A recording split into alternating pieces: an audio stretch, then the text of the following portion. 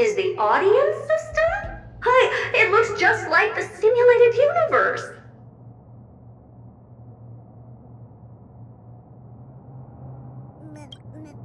Keen observation. They share the same fundamental logic and are pretty much identical in that regard. Ah, I see. We call this referencing and not appropriation, right? One more stupid remark from you, and you can watch Fifth Mirror reference your role because I'm going to be dropping you as my assistant. Focus now. The audience system is divided into 3 zones: energy supply, computing, and communications. Each zone operates independently and will only be integrated via the path of erudition when the system is booted. Sending a message to Droidhead involves more intricacies than you can imagine. If routine trials and maintenance on such an elaborately sophisticated system are already as bad as squaring circles, then it's no surprise for glitches like this to crop up. I see. So, Madam Herda, can you use your professional judgment to tell which zone the glitch is in? Of course, all 3. No sweat. They'll be up and running again after some simple technical tweaking. The 3 zones are compartmentalized, so we're going to have to troubleshoot them one at a time. Let's start with the energy supply zone. Get ready, and then we'll go over. I'm just a mirror, Madam Herda. If you're ready, then your reflection in me will also be ready to go. Brr, why is this energy supply zone so cold? I'm already frosting up. Why else? I've converted the energy core that supplies all of Herda Space Station into imaginary state and stored it in this zone. If not for the ultra-low temperature here, the space station would have long blasted up into the sky. But aren't we already in the sky? You're just a mirror? I don't need you to take on comic relief, too. Where did those things come from? Corrupted data? Reanimated systemic rust? No, not likely. It can't be the Legion's second ambush, right? Whatever. We have to get rid of them anyway. All right, stay close and try to avoid shattering to pieces. And Madam Herda never fails to impress. Those things are no match for you. A piece of cake. Now that this place is cleaned up, let's set everything in order and move on to the next zone. What's this, ma'am? Looks like one of those memory bubbles. It's not worth that much attention. You'll find many more in other zones. Is that so? What in the... How did all these disgusting bugs get in here? We're going to need out-of-this-world computing capability if we hope to meet Droidhead. If we can't churn out calculations faster than a Yottaflop's computer, then we can forget about having them notice our existence. But computers with too high a computing capability tend to attract computing stings like them. No one knows how these creatures evolved from their progenitor, the propagation. Ah, the mysteries of life. But even so, they can't compare to a talking mirror. A question on the side, Madam Herda? You have these powerful supercomputers and what are they normally programmed to calculate? Is that important? All that matters is that they work and are able to attract Droidhead's attention. I suggest meeting Miss Asta for a chat when you have time. Yuck! Help me! Go from those bugs got onto my reflective surface! Clean up after yourself. Can't you just wipe it off with your hands? Ah! Good one there. With those annoying bugs squashed, we're done fixing the computing zone too. These computers will get up to speed soon. Now we're just one final step away from requesting an audience with Droidhead. Our last stop is the communication zone? Oh? You have a good memory. Let's go see what's wrong in that zone. What's all this? I didn't think your puppets would be in here too, Madam Herta. Unsurprisingly, the communication zone is where a bridge for communication will be formed between Droidhead and the space station. Aggregating the path energy of the erudition, then firing a bond at the Eon. This is as good as tapping someone on the shoulder who's sure to turn back to look at you. Alas, our work is never this simple. Putting aside all that onerous legwork, a single glance from Droidhead could vaporize the entire space station if we're ill-prepared. I see. So letting the space station go into hibernation is a protective measure of sorts. To prevent it from slipping into operational overload and turning into a scrap world? Very perceptive for a mirror. Mirror C. And here. Mirror 2. Though I neither have eyes nor ears. This zone seems to be functioning fine. These puppets are doing their job, and I don't see any obvious malfunction. Things may look fine only on the surface. Madam Herta, behind you. Huh? What does she want?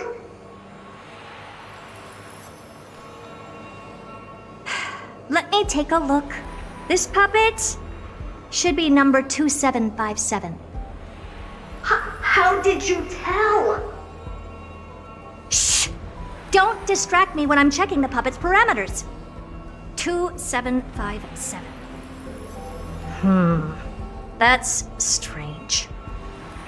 What's wrong? Madam Herta? The replica personality module is off. Well, that can't be. This parameter is set to be enabled by default. And the utterly absurd module has also been disabled? Something's definitely wrong here. I checked a couple days ago and made sure every puppet has it switched on. The attack, anything, everything module. No, wait. Why? Do you even have such presets? Is enabled. Intruder detected. Threats. Come and help me, Mirror. Anything, everything, attack! These are mimetic remnants of the remembrance? Bring us victory. So they were the ones that corrupted and tampered with the settings of my puppets? Egad! What a close shave! But why are these remembrance memes even showing up here? That's not the only one. Look at them. Number 7631 and number 10136 are affected too. Can't you do a factory reset on them? Sorry to disappoint. The Absolutely Not module has been enabled, so not even I get to bypass its permissions. Whoopsie. What were you really trying to achieve with these creations? Just some toys to amuse myself with. Finding the source of the corruption can wait. These puppets no longer have use now that I'm here. Take them all out. Defective goods ought to be sent back to the repair center. I urge you to go easy on them, for the sake of the space station. They're completely battered, save for their heads. Well, never strike someone in the face. The same goes for puppets. I'm picking up signals from more puppets somewhere further in. Let's go take a look. A memory bubble, tucked away this far in? I think I know what this is about now. This is interesting. But we can leave that for later. Let's take care of the malfunctioning puppets first. Number 0988. The pride of my creations. Should I even be curious? Puppets before her were all as dull as brick walls, mundane and uninspired. I distinctly recall number 0988 being the first puppet I imbued with a magical surprise. Some other puppets that came later also got to enjoy similar privileges. Good to know. But did anyone ask? Fear not, Mirror. You have to remember that being a genius means you're destined to solve challenge after challenge. There's no time for rest. Can I just be on the sidelines this time? Pretty please. Oh, well, that was close. I almost shattered. But don't be melodramatic. Working even a single brain cell of mine to take out foes like her is an outright waste of my smarts. I take it we've taken care of the problems in all 3 zones? Does that mean? Not yet. There's something else we need to deal with. It seems we've had a little tag-along all this while. You've got quite the sharp eye, Madam Herta. Would you like us to help? Sure. Go ahead and summon the whole team forth, Mirror. Considering the gravity of our endeavor, we can't allow a little thief to spoil the show.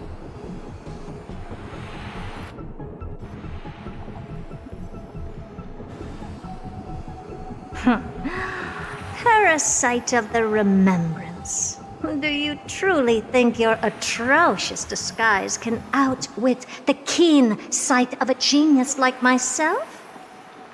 Once you're reflected in my mirrors,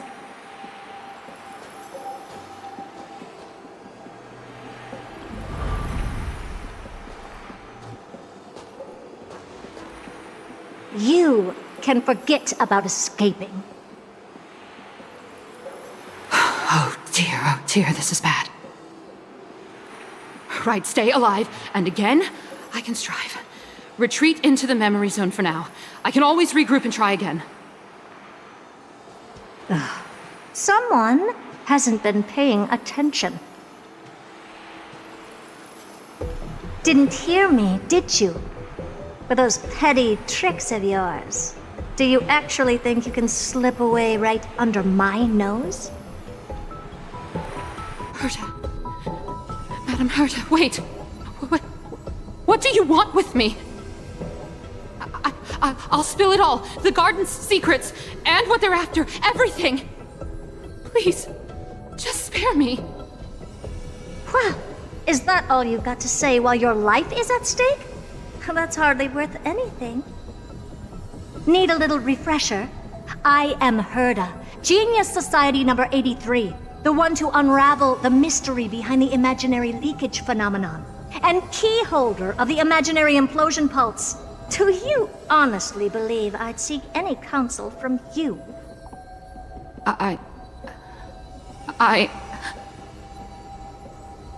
Hush now. Keep quiet. This is my moment to shine, so just listen.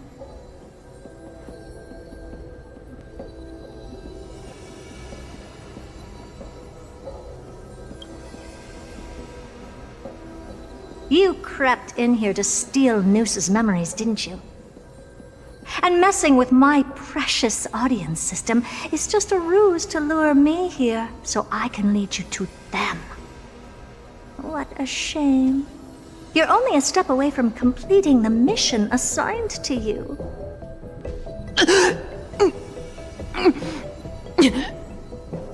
As if. Truth is, you never stood a chance from the get-go.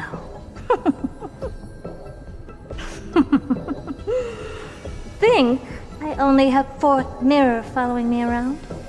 Oh, then you've let your guard down. Because her siblings have long been watching your every move. Now, let me think. What kind of punishment should I subject a brazen thief like you to? Oh, I know. You garden folk have a fondness for mirrors, huh? How about letting you enjoy some quality time with your favorite object? A mirror. As for the length of your punishment, let's keep it mildly punitive. How about 100th of a lifetime? That should be enough for some serious self-reflection. Oh, cheer up. You can still do your part for this world while trapped in a mirror. For all you know, your weak path energy could just help me get droid head looking this way. Oh, I should make myself clear. When I said 100th of a lifetime, I meant my lifetime. At long last, we can finally be at ease now that we've nipped those problems in the bud. This is yummy. Oh, cut that out! Those weird noises make me seem like I've got a few screws loose. Put that little thief to sleep for now. We can decide her fate later. Oh, sweet and venerable Madam Herta, when did your heart turn this tender? The audience system has been rebooted. This is finally it. After all that I have done to reach you, droid head, you better not snub me.